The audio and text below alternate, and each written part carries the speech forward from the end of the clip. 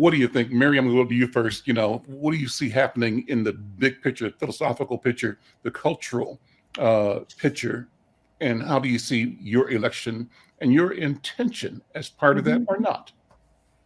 Yeah, I will say my experience in the public as a chief public defender, I think, was a really good example of what happens when you stand. Sorry, I've got friends here. When you do stand up to the patriarchy, which is very often white men, and I think I learned a great lesson actually when I lost my job. And I can't remember if I told this story about having been at a bail forum and listening to a white prosecutor talk about people who were being held pretrial as thugs over and over and over. And a friend of mine at my table, who was a Black woman, looked at me and it stopped the conversation. Everybody in the audience was looking around, and she looked at me and she said, "You got your people."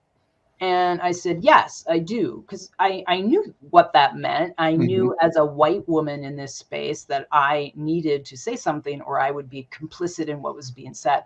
So I did say something, which was simply, "I'm asking you to rethink your use of the word thug because it's racially charged."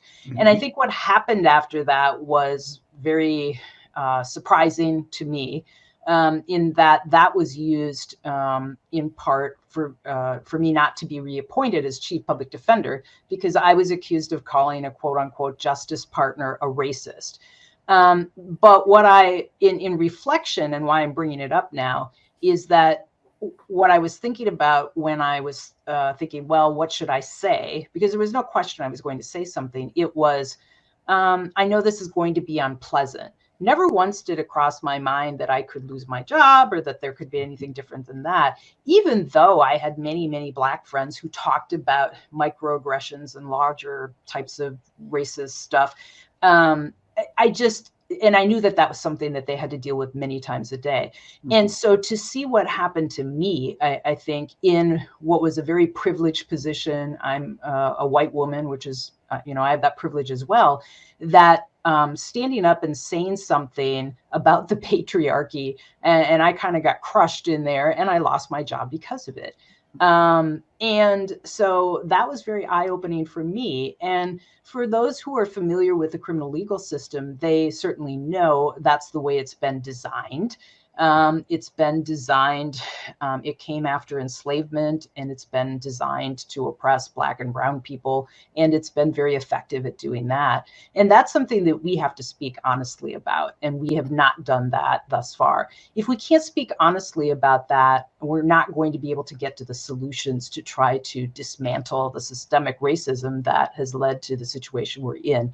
So part of my role, and why I'm bringing this all up, is I'm very comfortable talking about systemic racism, and I'm intent, and that was one of the reasons I ran, and I'm intent on looking at those systems and trying to see what we can dismantle, which ultimately will actually keep our communities safer, and will make it a fairer system. So those are conversations we have to have, and I am going to have them.